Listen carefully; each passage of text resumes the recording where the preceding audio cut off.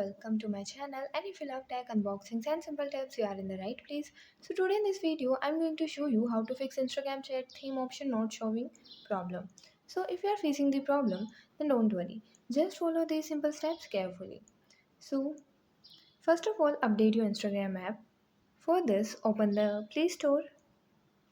Now at the bottom, tap on the search icon and search for Instagram and update it if not. After this, go back to the home page and open the settings app. Now scroll down and click on the apps option. Now click on see all apps and here search for Instagram. Click on it. Now click on storage and cache.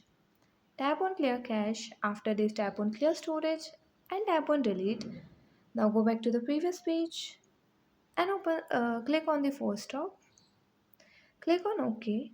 Now go back to the home page and re-log in your account and your problem will be solved. But if you still face the problem and if the theme option is still not showing, then wait for some time because sometimes this problem happens due to Instagram server issues and it get fixed automatically. And yeah, that's it. And if you find the information given in the video helpful, please like the video, subscribe to the channel and press the bell icon for more updates. Thank you.